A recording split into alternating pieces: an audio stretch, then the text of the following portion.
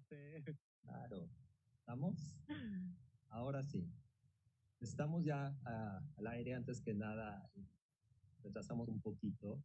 Isaac, te agradezco muchísimo esta oportunidad. Realmente, bueno, estamos aquí con una de las figuras del arte y de la cultura de México más importante y que pues ha llevado el nombre del país a todo el mundo.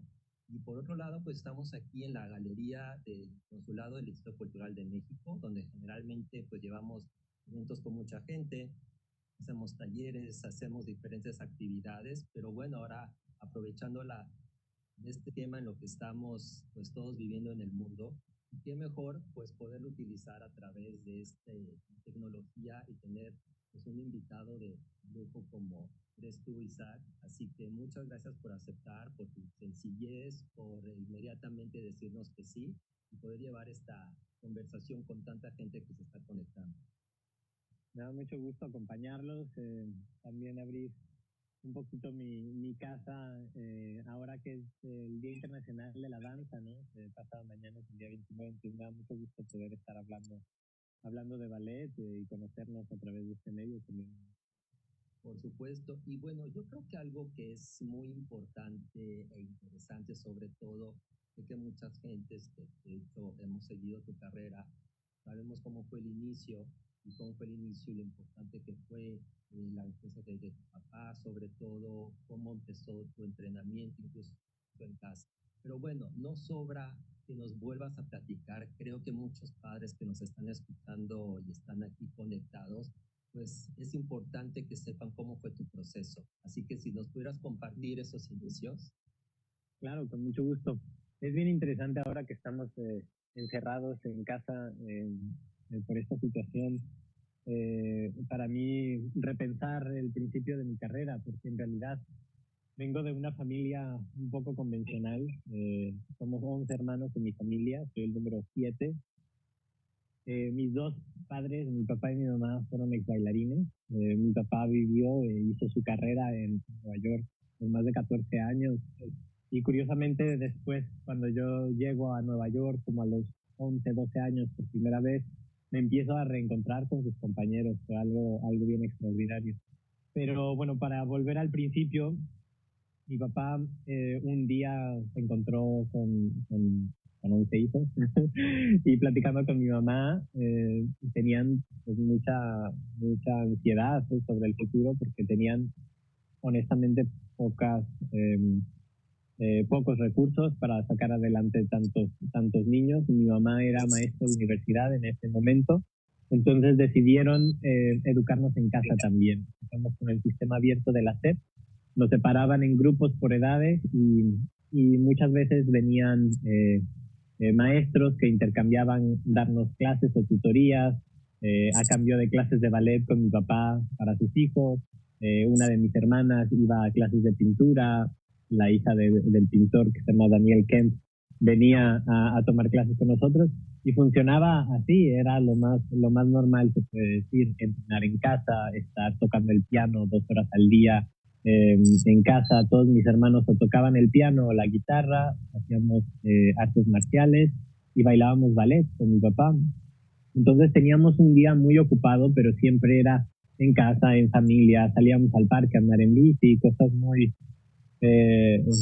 familiares, se puede decir en ese sentido. Entonces ahora estoy regresando a entrenar a casa, me pregunto, bueno, me ha hecho sentir como si los últimos 28, 22 años de mi vida no hubieran pasado y he vuelto al principio, ¿no? Entonces, ha sido muy interesante, pero mi papá en aquel entonces decidió poner una barra de ballet, tendía la ropa y todos los días teníamos una rutina muy similar a la que tengo ahora, donde pones el piso de ballet, unas tablas de triplay, la cinta en el medio, mueves la ropa, portamos unos ventanales que dan al comedor de la casa como el espejo, entre comillas, y cuando hacía mucho sol o llovía colgábamos una lona del techo y ese era nuestro salón de ballet. Me acuerdo que usábamos un bote de pintura de 20 litros, le daba la vuelta, poníamos la grabadora y los famosos cassettes de mi papá de toda la vida con la misma música de toda la vida. Eso era nuestra rutina diaria. La clase duraba a veces entre 2 a 4 horas, y en ese momento no había suficiente espacio para hacer centro, entonces solo nos enfocábamos en la barra. Es la parte, se puede decir, más tediosa del ballet, de la base del ballet, pero la más importante de todas. Y eventualmente varios de los exalumnos de mi papá es de Monterrey, cuando él se retiró, empezó una escuela en Monterrey, escucharon que estaba entrenando a sus hijos, que había uno que quería ser bailarín, entonces en aquel entonces Esteban todavía no estaba bailando con nosotros. Entonces hicieron un pequeño ahorro entre todos los exalumnos para rehabilitar un espacio que teníamos en la casa y lo hicieron salón de ballet. Y entonces finalmente pude salir al centro, probar mis piruetas, saltar, girar y toda mi formación tomó un rumbo completamente diferente gracias a ese salón de ballet, pero así fue como fue el inicio de la carrera y fue algo bien bonito porque primero me dio tiempo de pasar con mi papá. Yo pasaba probablemente la mayor cantidad de tiempo con él de todos mis hermanos y pude conocer su carrera y pude conocer las necesidades que tuvo y cómo también él tuvo que dejarlo todo para poder dedicarse a eso que le apasionaba, incluido a su familia, porque siendo norteños eran muy machos, mi abuelo era muy macho, quería que mi papá fuera arquitecto, eso del ballet era imposible de considerar. Entonces mi papá pierde al abuelo, a su papá cuando tiene 15 años y a los 15 años decide irse a la Ciudad de México en contra de los deseos de su mamá para irse a formar a la escuela de la danza mexicana ahí enfrente del Campo Marte. Y en aquel entonces me contaba mi papá que dormía en la cocina del Campo Marte, se había hecho de la cocinera, no tenía ni qué comer, muchas veces comió de los basureros, pero lo único que él quería era poder hacer 3 clases al día de ballet para poder recuperar el tiempo perdido, se puede decir de esa manera. Él empezó a bailar a los 15 años, lo cual es considerado tarde. Entonces dedicó esos años de su formación a eso y tuvo la oportunidad de irse a Nueva York y bueno, eventualmente cuando empieza la familia, tiene 11 hijos y se ve con la necesidad de darnos una actividad o una herramienta que nos ayude a formar, porque en realidad él lo hizo de esa manera, no viéndolo como una opción de vida, no lo daba para la disciplina, para nuestro carácter, para la formación de nuestro carácter y eventualmente cuando me habló sobre la posibilidad de que pudiera ir a competencias, de que pudiera dedicarme a esto, empecé a tener que tomar decisiones y la primera fue dejar el karate, dejé el piano también para enfocarme de lleno en el ballet. Cada vez podía estar menos tiempo con mis hermanos porque al final de cuentas es una profesión que requiere de una especialización. Entonces, a pesar de que muchos de ellos tomaban clases conmigo, cuando empezamos a profesionalizar un poco el entrenamiento, muchos de ellos optaron por hacer otras cosas. Y al final de cuentas tuve la suerte de que mi hermano Esteban incorporara las clases también, es 4 años menor que yo, y empezamos a descubrir el ballet. No teníamos YouTube, no teníamos videos de nada, no sabíamos nada más que lo que mi papá me contaba. Entonces hasta cierto punto me dio una libertad extraordinaria para no limitarme a mí mismo, ¿no? Mi papá me contaba de sus amigos que hacían triple tours y yo decía, bueno, pues probamos. Y de repente me salía corriendo del salón a buscar a mi mamá, a decirle, mi papá le dice güera a mi mamá y le dice, güera, es que tienes que ver lo que tu hijo acaba de hacer.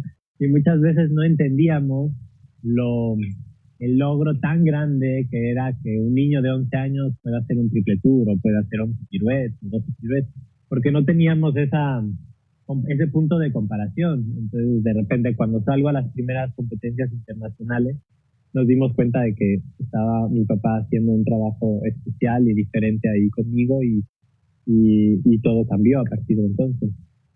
Es muy interesante porque hay varios puntos que tocas en este momento. Por un lado, pues sí, el estigma que puede existir muchas veces en la danza, un compromiso que tiene que existir también en una profesión que requiere demasiada disciplina. Y algo muy importante que cuando empiezas tan joven, como nos comentas, ¿no? Empiezas prácticamente como un juego, como un niño, y tienes que decidir también muy pronto si esto va a ser tu carrera o cómo vas a hacer esto como parte de tu vida. ¿Qué momento fue para ti? Porque si recuerdo bien, fuiste a Filadelfia, ¿no? Donde fue el primer escuela, digamos, fuera de México, donde empezó ya otro tipo de entrenamiento. Pero ¿en qué momento Isaac dijo, esto es lo que tengo que hacer en mi vida? Es curioso porque empecé a ir a competencias nacionales cuando tenía 9 años. Literal, a los 6 meses de haber empezado a bailar, empecé a darme cuenta de la falta de conocimiento que había alrededor del ballet como profesión, sobre todo para los niños, para los hombres, de la falta de oportunidades que había, y cómo en nuestro país siempre este tipo de tabúes se pasan de generación en generación. Entonces entendí que muchas veces la gente ni siquiera se podía imaginar el papel de un bailarín principal, porque nunca lo habían visto, nunca habían sabido de un bailarín principal, no sabían qué tipo de vida es, ni que es una profesión de las más respetadas en un país como Rusia o Italia o Francia.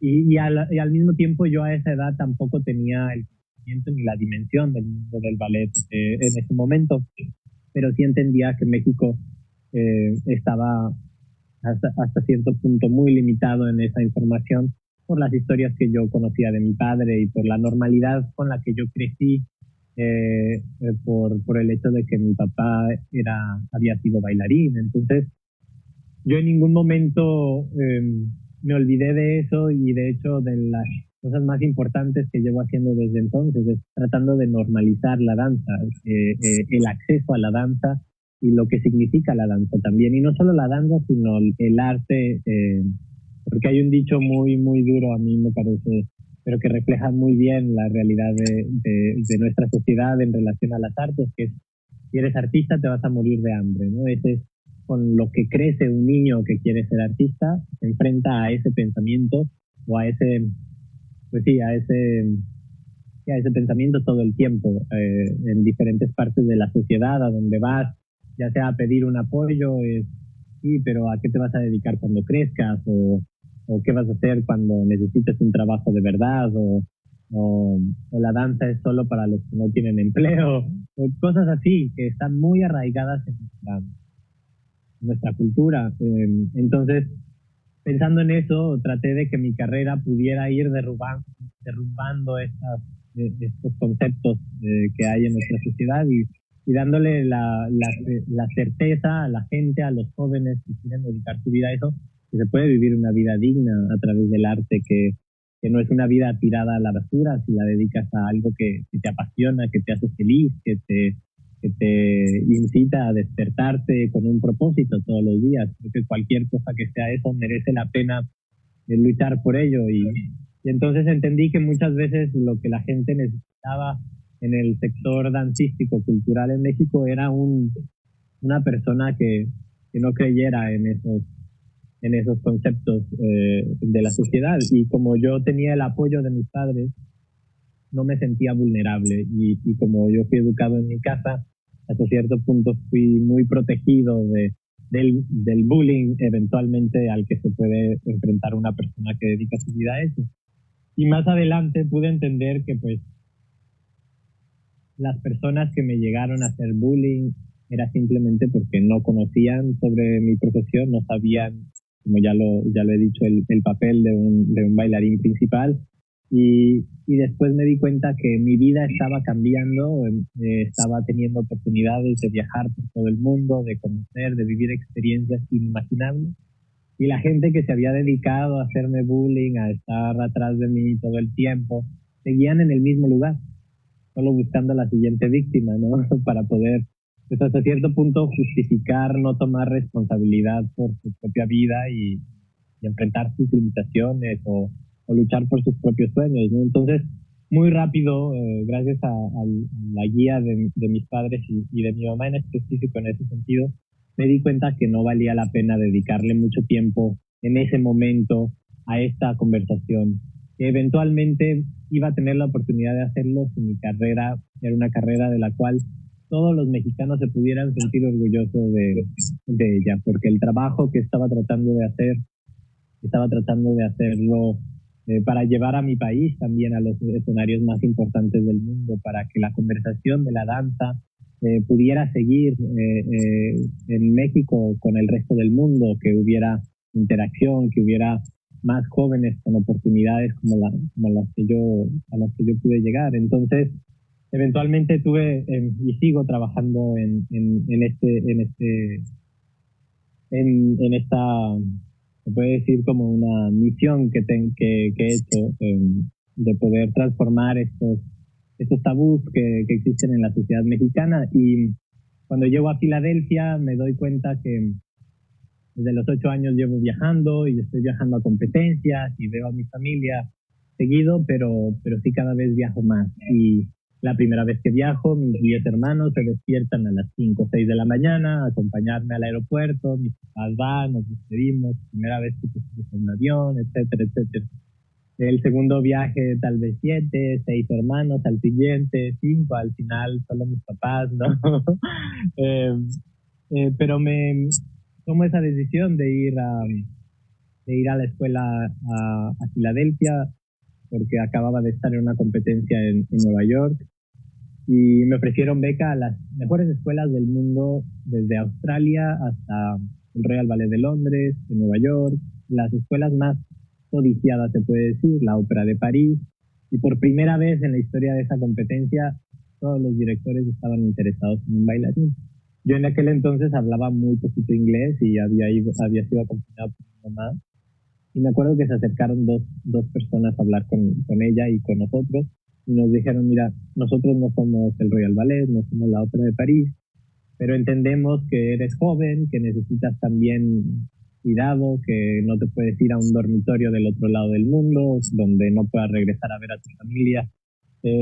Entonces ofrecieron darme un departamento y la posibilidad de que viniera una de mis hermanas como mi chaperón, y que estaría en Filadelfia, que es más cercano a México, y me iban a dar todas las atenciones de las otras escuelas y de hecho más. Resultó que me trajeron maestros de todas esas escuelas para que me entrenaran para las competencias, y en lugar de tener un maestro en mis ensayos, llegué a tener 6, 7 maestros que estaban ahí para ayudarme, lo cual significó una oportunidad extraordinaria.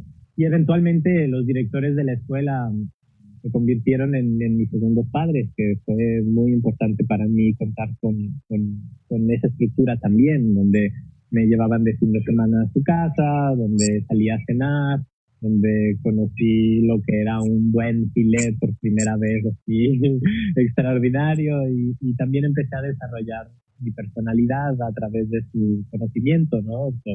Ellos eran fans del cine, entonces hablábamos de cine, hablábamos de directores, hablábamos de actores, hablábamos de otras cosas que no eran precisamente relacionadas con la danza, pero que ahora que lo veo atrás fueron tan importantes como mis clases diarias. Entonces, al final resultó por ser la mejor decisión que pude haber tomado en ese momento, y la tomé como lo platicábamos al principio de la entrevista, que lo tomas a una edad. Fueron entre los 12 y 13 años que tomé esa decisión. Fue a una edad donde yo no tenía la capacidad de entender las consecuencias de esa decisión, ni mucho menos. Y hasta cierto punto agradezco que me haya venido en ese momento la decisión, porque yo lo vi como un viaje más, como tantos que ya había hecho, y no entendí que nunca más iba a vivir con mis papás, que nunca más iba a vivir con mi familia, que simplemente iba a regresar de visita. Y desde ese día, de hecho, perdí mi cuarto en mi casa, ¿no? Se puede decir de esa manera, porque simplemente la vida cambió.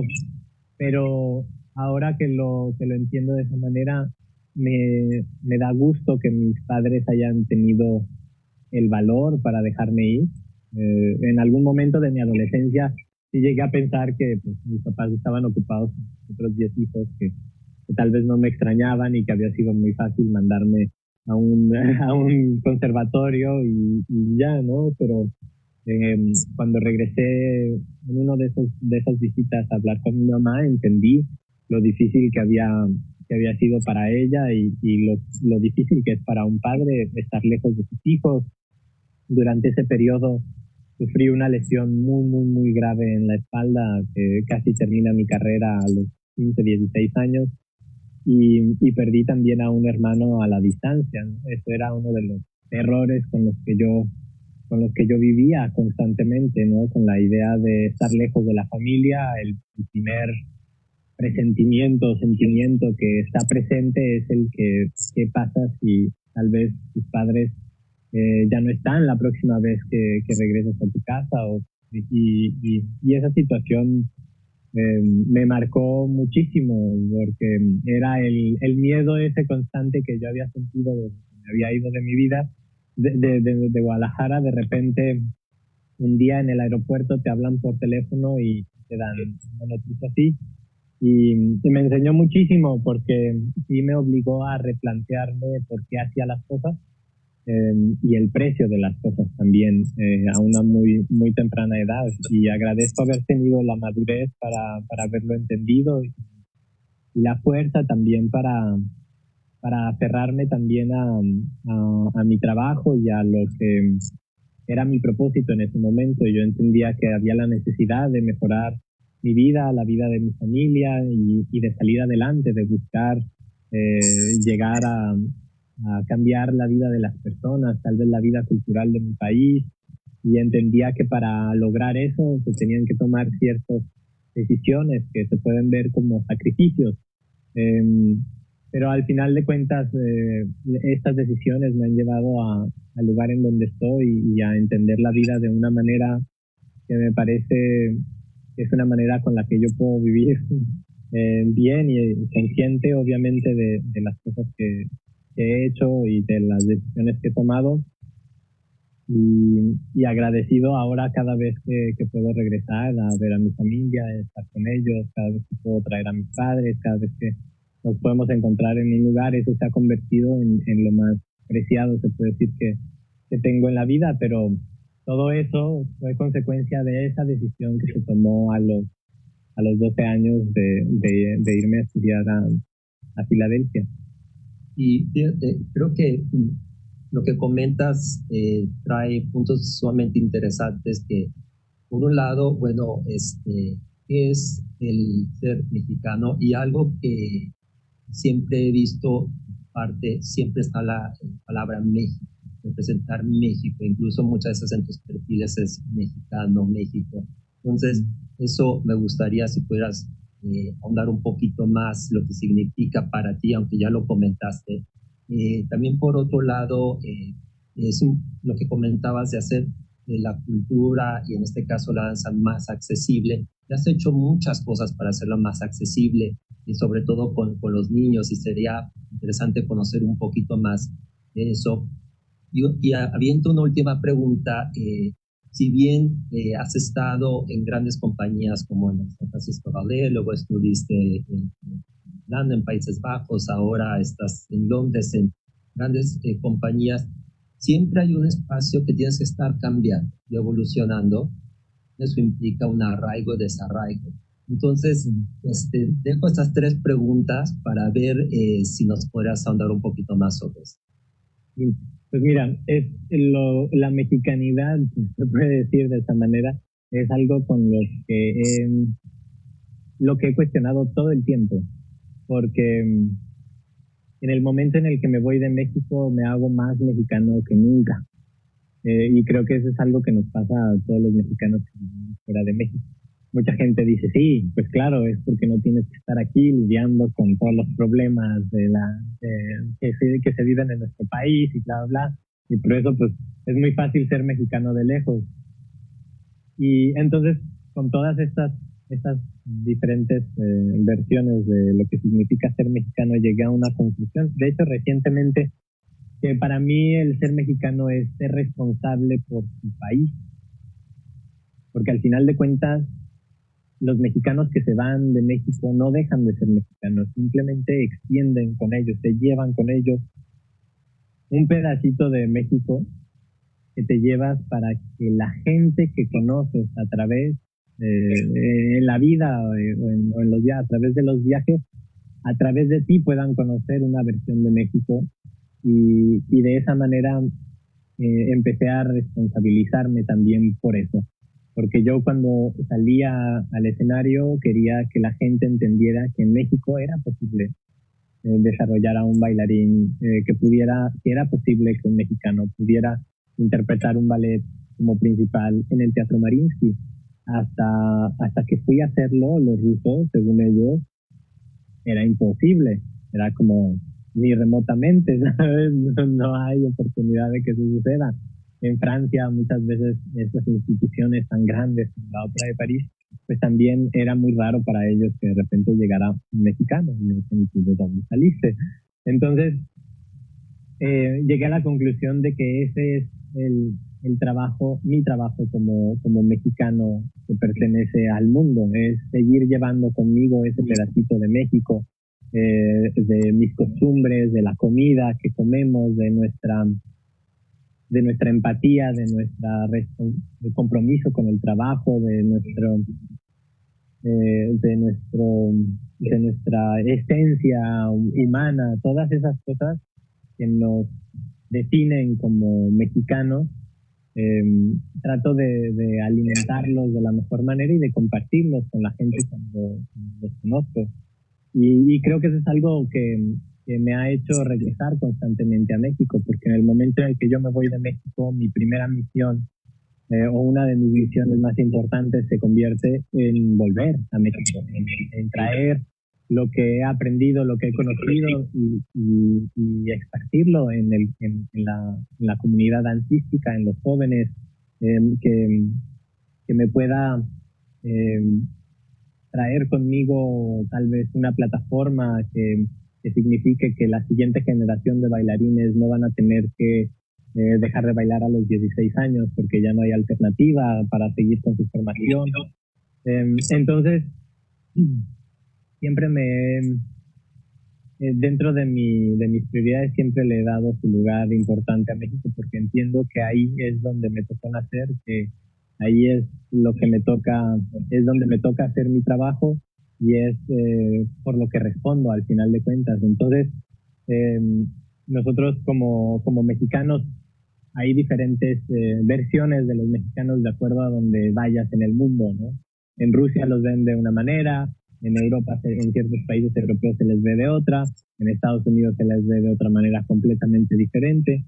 Entonces mi trabajo era neutralizar todas esas preconcepciones que la gente tenía de los mexicanos cuando de repente aparece un mexicano bailarín. Entonces ha sido emocionante poder hacer mi parte por mi país también en ese sentido y tomar responsabilidad por ser mexicano, porque al final de cuentas es una responsabilidad, es un compromiso. El pasaporte viene con esa responsabilidad. Eres un representante de México como cualquier otro y tienes la responsabilidad de llevar contigo una versión de México de la cual todos los mexicanos nos vamos a sentir orgullosos de esa versión que se da a conocer al mundo. Y la otra pregunta, ¿cuál era, perdón? La otra pregunta era, había aquí dos más. Por un lado, pues has hecho mucho en hacer más accesible. Sí. Pues uno de los, perdón, te contesto esa porque a veces se me olvida la siguiente mientras platico. Uno de los logros más grandes que yo he tenido en mi carrera fue construir un proyecto en México que se llama Despertares. Se llama Despertares precisamente porque no quería que tuviera nada que ver con ballet, el nombre, ni la comunicación, ni mucho menos, precisamente para alejarme inmediatamente de todas esas ideas que están muy arraigadas en nuestro país del ballet.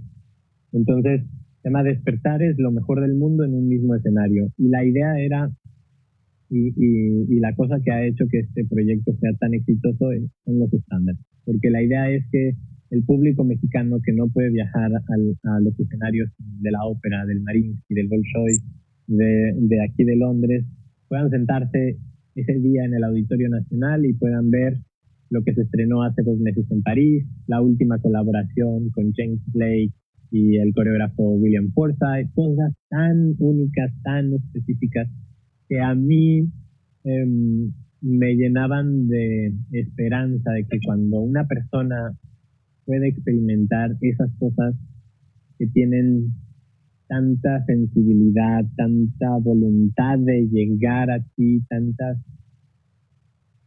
también tantos retos también intelectuales dentro de la danza y tantos sentimientos, pues que la gente iba a poder apreciar ciertas cosas. Y yo entendía que el ballet no es un gusto de todos tampoco, un gusto que se desarrolla, que se alimenta, muchas veces es por la música, muchas veces es por el bailarín, muchas veces por la temática del ballet, mil razones. Lo único que yo quería es que cuando la gente iba a este espectáculo, la única garantía que tenían era que lo que iban a ver ahí era lo mejor del mundo en su área. Entonces traía a bailarines de tap extraordinarios como Savion Glover o Jared Grimes.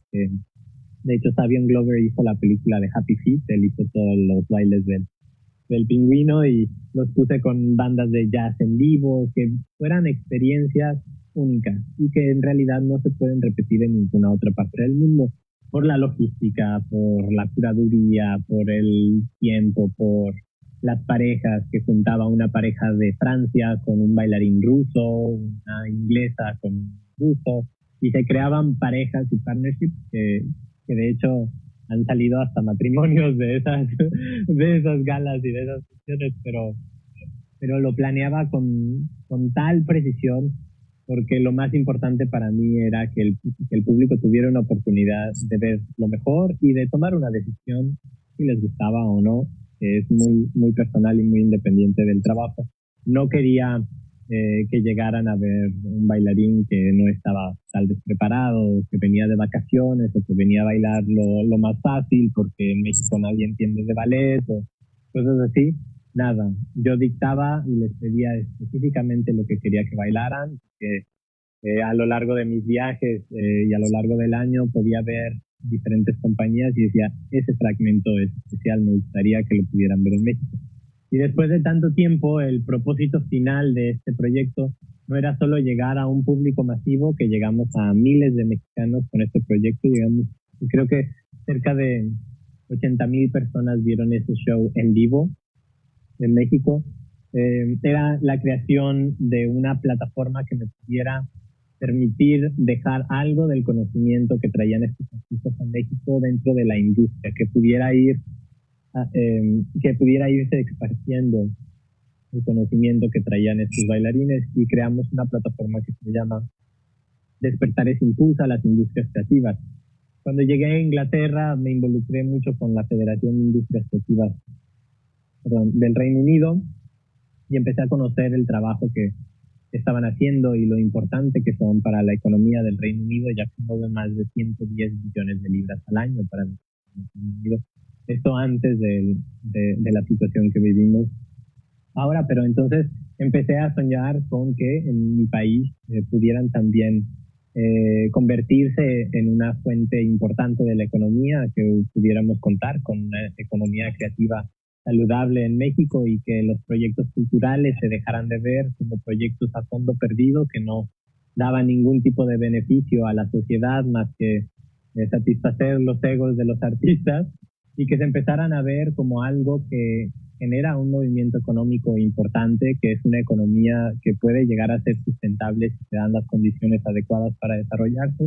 Y lo más importante de todo eso era el primer paso, era cómo hacer llegar información a los sectores creativos para que puedan seguir tomando herramientas de lo que está sucediendo y crear su propia versión en México. Entonces, por ejemplo, hice talleres de diseño y elaboración de vestuarios y me llevé a todo el equipo del English National Ballet para que enseñaran a hacer tutús profesionales. Y durante ese tiempo, toda la industria de tutú, se puede decir, de Jalisco, y muchas personas que vinieron de diferentes partes de la República, ahora saben hacer un tutú de la manera que se hace en el English National Ballet. Entonces, ¿qué significa eso? Que estás dando la oportunidad, el conocimiento a alguien de que se gane la vida, y no solo eso, sino que mejore la industria y la producción de vestuarios y del ballet en México. Y entonces, eso con la esperanza de que eventualmente se pueda rebrandear como algo especial, porque por el momento seguimos viendo en su gran mayoría en México el ballet como algo que es un hobby. Sí, necesitas un tutú, pero no tiene que estar perfectamente hecho porque lo va a usar una vez y después lo vas a desechar y cosas así, ¿no? Entonces sí quería que la industria fuera levantando sus estándares poco a poco. Hice colaboraciones, creamos una pieza de danza y nuevas tecnologías donde hicimos motion captioning. Me traje a un artista muy reconocido del Reino Unido que creara esa pieza. Hice inteligencia artificial y la creatividad, hice conferencias. Y una de las cosas más importantes que hice a través de esta plataforma fue crear un vínculo con escuelas muy, muy reconocidas. La primera fue el English National Ballet, que fue a hacer audiciones. Por primera vez se hicieron audiciones completamente gratuitas en México de esta escuela del English National Ballet. Y eso fue algo que me dio mucha satisfacción, porque para poder acceder a una beca, a una audición, tienes que viajar a Londres o tienes que ir a un lugar donde están haciendo las audiciones. Hay un costo, no solo de los vuelos, del hospedaje, de las comidas, del transporte, sino también por hacer la audición. Entonces, cuando me reuní con el director de la escuela, le platiqué de los proyectos que estaba haciendo en México, de cómo el interés por la danza estaba creciendo, cada vez encontraba gente con más talento, con un entrenamiento base bueno, pero que necesitaban continuidad y profesionalización hasta cierto punto para poder conseguir un trabajo profesional. Me dijo que encantado de la vida lo hacía completamente gratis, y le dije, en realidad no quiero que des una beca que no la mereces.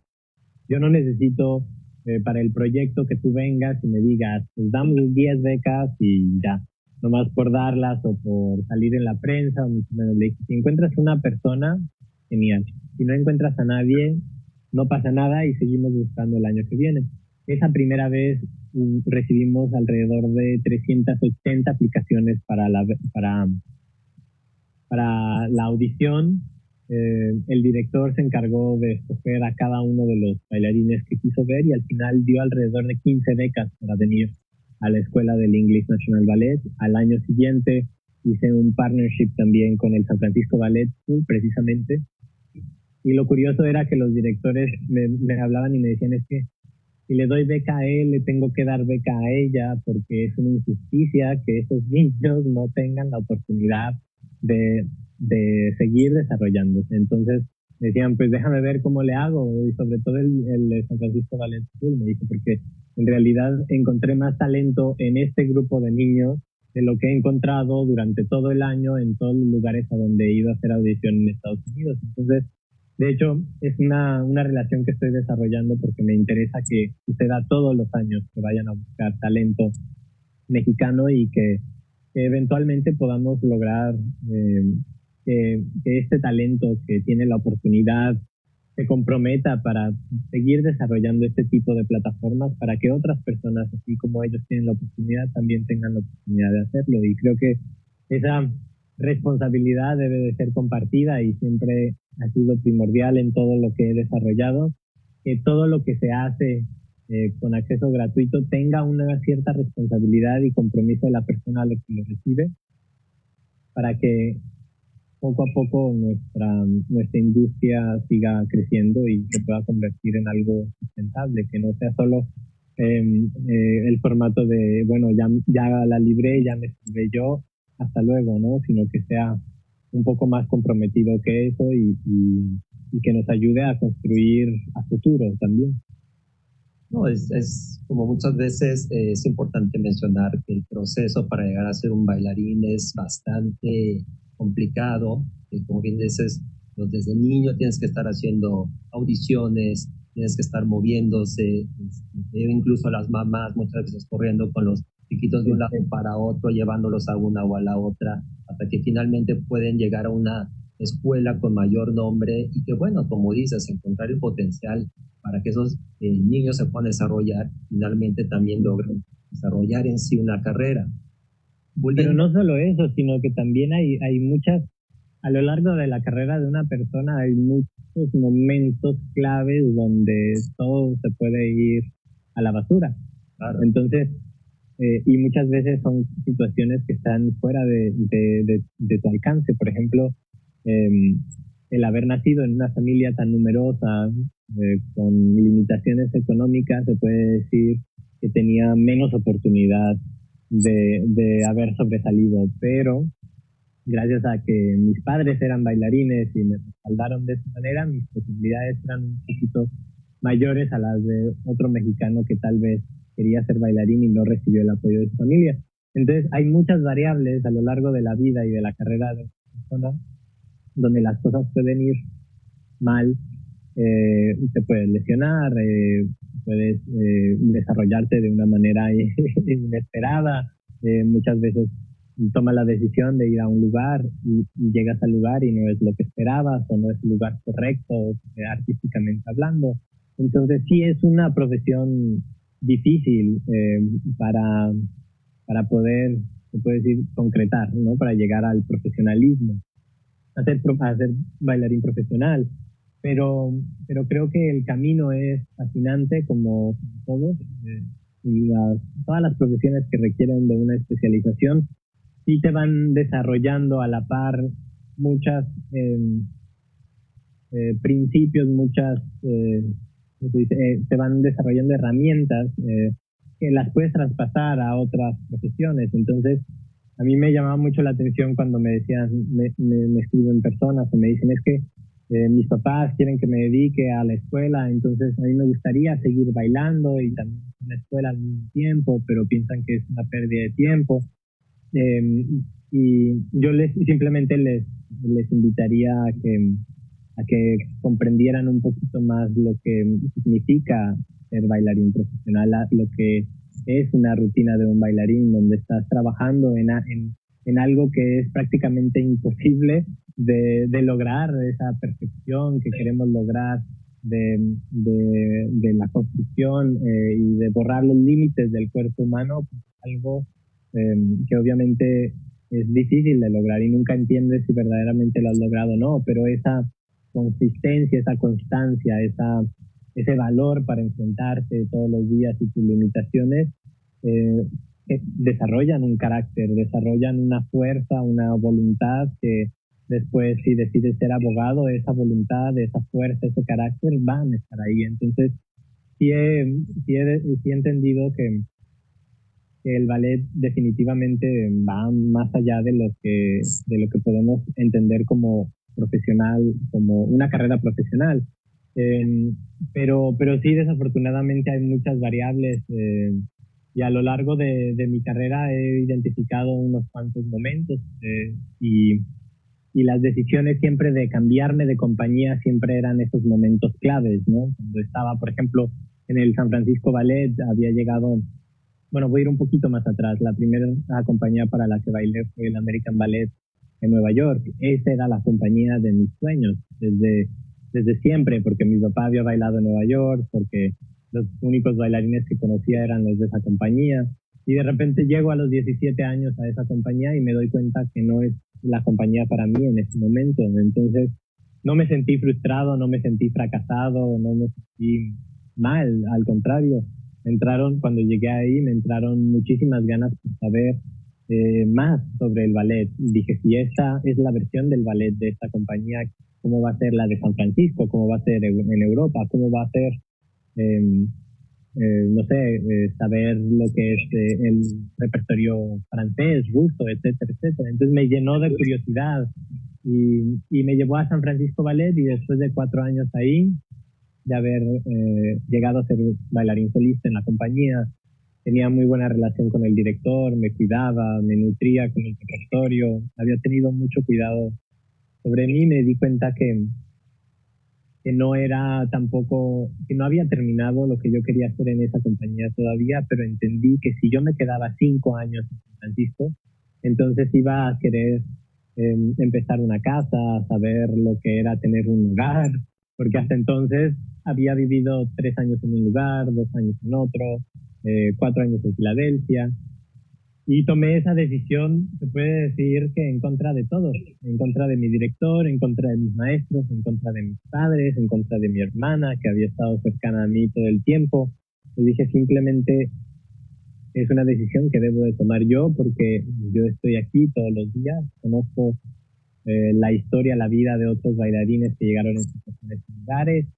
Yo quiero que mi ambición, mis sueños, mis pretensiones, se puede decir de esa manera, sigan creciendo y no se queden en San Francisco o no se queden con que no sea suficiente ser bailarín principal en San Francisco. Quiero saber lo que es ser bailarín también en Europa. Entonces, así es cuando decido irme al Ballet Nacional de Holanda y mis papás me dejan de hablar 2 meses. ¿No? Los primeros 2 meses que estoy en Holanda no sé nada de mis papás porque pues consideran que he tirado una gran oportunidad, me pagaban muy bien en San Francisco, me cuidaban, tenía todo lo que se puede tener en esa compañía.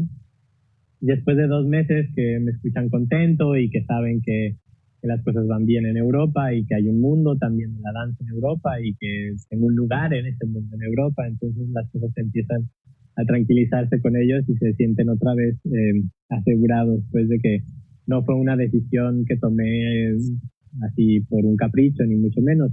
Y eso sí ha sido bien interesante, porque estuve 3 años en Holanda y justo ahí compré mi primer departamento y empecé a comprar mis muebles, porque ya estaba cansado de estar viviendo en todas partes y en una parte a la vez. Y justo cuando empiezo a armar mi casa, a los 6 meses que llevo viviendo en el departamento, me llega una invitación para bailar como bailarín invitado en el Ballet Nacional de Inglaterra. Y llego aquí y empiezo a bailar y empiezo a ver que es un mundo completamente diferente, que el público es un público muy exigente, es una plataforma global, es un repertorio muy ambicioso, los planes de la compañía me emocionan. Entiendo que es una compañía que tiene posibilidades ilimitadas, que necesita bailarines que estén dispuestos a darle sus mejores años para construir algo importante que va a ir más allá de mi carrera o de la carrera de esta generación de bailarines. Y decido venirme y me acuerdo que en aquel momento estaba viviendo uno de mis hermanos conmigo en Ámsterdam y me incitó y me dijo, sí, no te preocupes, aquí cuido tu departamento, hazlo. Nunca dudé en tomar ese tipo de riesgos. Entendía que siempre le he tenido miedo al confort, a conformarme, a sentirme atorado, a sentirme desmotivado. Y eso siempre me llevó a ponerme retos inalcanzables y por lo tanto me llevó a cumplir cosas que parecían inalcanzables. Y creo que esto de alguna manera viene a lo que te preguntaba hace rato, lo que es vivir, arraigarte y desarraigarte constantemente, pero al parecer pues sí lo has visto como un reto y una oportunidad al final de cuentas. Pero ¿qué ha sido para ti también este cambio a nivel personal? Como dices, ¿no? Dejar tu casa y volver a poner otra, pero ¿dónde te has encontrado tú en todo este esquema? Pues es que en realidad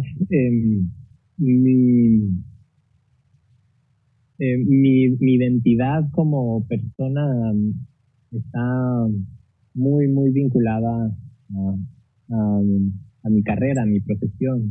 Y he crecido a través de mi profesión y he vivido a través de mi profesión. Entonces, siempre he estado dispuesto a retarme, a probar mis límites y mi potencial dentro de mi profesión. Y eso me ha llevado a probarme también como persona, porque no es difícil llegar a los 13 años a un dormitorio donde no hablas nada de inglés, donde todos tus compañeros son mayores de 18 años, donde te ven como un bicho raro porque B3 está aquí con nosotros y después te ven bailar y dicen, ok, pero entonces ya no te tratan de la misma manera porque eres alguien diferente, eres alguien que tiene una posición especial. Entonces era muy difícil lograr una amistad o una cercanía con alguien porque o querían el lugar donde tú estabas o, o simplemente era algo, ¿no? no sé, siempre ha sido difícil de tener ese tipo de amistades y después por el mismo movimiento, ¿no? Y alrededor, cuando tenía como 22 años más o menos, empecé a apreciar eso, la posibilidad de viajar, porque a los 22, 23 años empecé a ir por segunda vez a los diferentes lugares, volví a China y entonces me reencontré con amigos que había hecho en China, volví a Japón y entonces me reencontré con amigos ahí. Y de repente me empecé a dar cuenta que tenía un privilegio especial. Tenía el privilegio de sentirme familiarizado con muchas ciudades. Cuando regreso a Manhattan, a Nueva York, sé dónde estoy, sé dónde ir a las compras, sé dónde ir a comer. Tengo amigos en los restaurantes, muchos amigos mexicanos que cuando no tenía nada más que para comer McDonald's me daban de sus pizzas y he hecho amistades muy importantes para mí en lo personal, que no tienen nada que ver con el ballet, pero que sí han sido un regalo de la posibilidad de viajar a diferentes partes del mundo. Y entonces ahora estoy contento por tener un lugar que considero mi base, mi casa, donde puedo colgar mis fotos, donde puedo colgar alguna pintura que me gusta o puedo tener la famosa mesa que compré en Ámsterdam, finalmente está aquí en mi casa. Cosas así que le dan algo de normalidad a mi vida. Normalmente tiene mucho movimiento. Sí estoy contento con haber encontrado ese lugar, pero al mismo tiempo estoy todo el tiempo deseando seguir conociendo personas o regresar a visitar a mis amigos en Hong Kong o ir a Tailandia y regresar a mi restaurante favorito en Tokio, cosas así que al final de cuentas han hecho que el mundo se convierta en un país, al final de cuentas, y mis amigos me han complementado porque cuando viajas y vives de esa manera, siendo extranjero todo el tiempo, entiendes las diferencias o las diferencias más marcadas que le damos más importancia dentro de las diferentes sociedades, pues en realidad son tradiciones, son costumbres, son hábitos, pero que la esencia del ser humano, las motivaciones primordiales, la, la amistad, sí, las motivaciones al final de cuentas se juntan y se convierten en las mismas. Y eso me ha hecho una persona con muy pocos prejuicios. Yo soy una persona muy abierta a las diferentes culturas. Cuando regreso a México, entiendo que hay muchas cosas que necesitan cambiar en la manera en la que vemos muchas situaciones de la vida diaria, pero que al mismo tiempo las puedo apreciar porque lo he visto en diferentes partes, en diferentes versiones. Entonces, hasta el momento entiendo que eso es uno de los privilegios que me ha dado mi carrera, que me ha dado la oportunidad de deshacerme de todo tipo de racismo, de sentimientos así radicales que nos distinguen de uno al otro. En mi mente, en mi persona, no han tenido lugar porque yo siempre he sido bienvenido, siempre me han ayudado, siempre he encontrado gente solidaria, siempre he encontrado mi lugar en todos los diferentes modelos de sociedades a los que he llegado, desde Holanda a Rusia, aquí mismo en Inglaterra he encontrado un lugar y me han dado un lugar, lo cual me hace pensar que las cosas pueden ser mejor. ¿Y qué pasa cuando regresas a México? ¿Cuál sería, dices, tengo que ir a este lugar, vas a Guadalajara y qué es lo primero que dices, tengo que hacer? ¿O son estos tacos? En Guadalajara, es que en realidad yo como muy mal, bueno, como muy bien, pero como muchísimos tacos. Entonces, los tacos son mi debilidad. Ahora que estuve 2 meses en Madrid, comí, comí y cené o cené tacos todos los días, ¿no? Y entonces cuando regreso a Guadalajara, al primer lugar a donde voy son los tacos de Don Luis, ahí en Avenida Patria. Son tacos que llevo yendo desde que tengo 4 o 5 años y Don Luis es parte de mi familia prácticamente. Y de hecho la última vez que tuve despertares ahí en Guadalajara me llevé a todo el elenco a comer los tacos de Don Luis y disfrutamos muchísimo. Él viene al ballet. Don Luis era futbolista de las Chivas, entonces le gusta mucho el ballet, la fisicalidad, y entonces esa es una visita obligada en Guadalajara.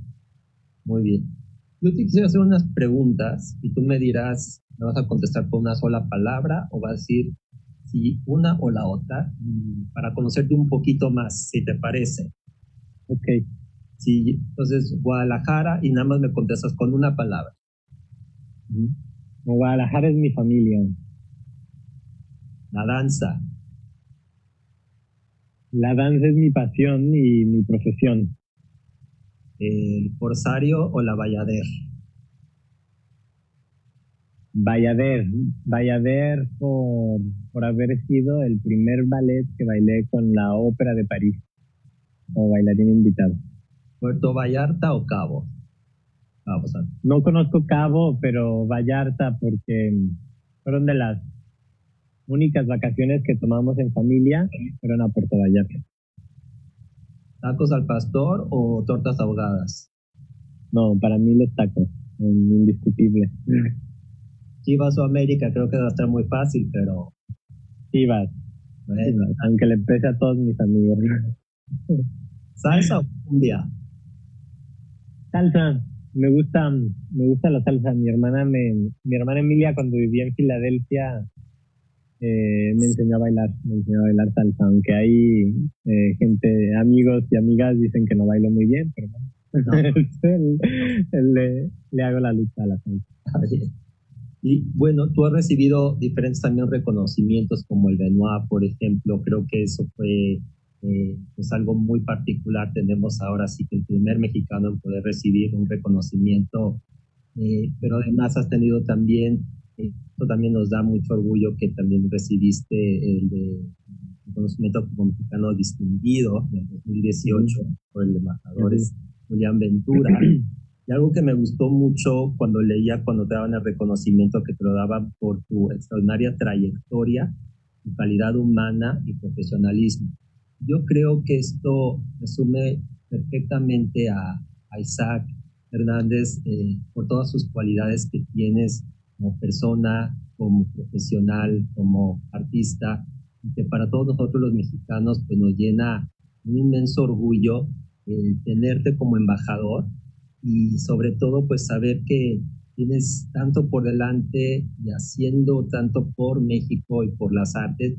Y esto me llevaría a una última pregunta. ¿Qué le faltaría ahora a Isaac por hacer? Porque bueno, por cierto, va a ser tu cumpleaños pronto, sí. ¿no? Entonces ya lo estaremos celebrando. Pero bueno, es la danza, ya has también hecho producción, ya incluso has actuado. ¿Dónde te ves, digamos, en unos cuantos años? ¿Qué le faltaría a Isaac ahora? Pues mira, ha sido un camino fascinante porque, por ejemplo, nunca me vi nunca me vi como productor. Fue algo que se necesitó para poder consolidar estos proyectos en México.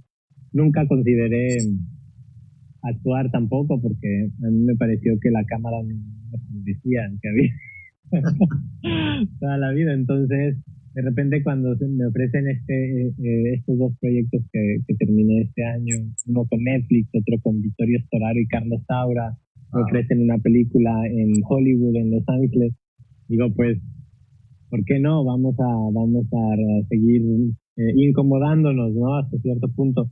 Entonces, con esos antecedentes en mi vida, me gusta dejar las posibilidades bastante abiertas para lo que pueda ocurrir eventualmente. Sí me gustaría poder en algún momento estar más vinculado con la vida cultural y creativa de México. Me gustaría poder regresar a vivir un tiempo en México y de poder tratar de consolidar ciertas plataformas, dejar algo que permita a las siguientes generaciones no tener que empezar desde cero, sino que sea una plataforma que pueda ser parte de una nueva realidad a la que nos enfrentaremos ahora después de estos retos que vivimos ahora. Y si no hubiera pasado esta situación de la pandemia en este momento, le dedicaría mis próximos 5 años a disfrutar plenamente de lo que he hecho y de lo que he vivido y de lo que viene y de lo que tenía planeado, pero desafortunadamente esto nos afectó a todos y creo que ha despertado en mí un cierto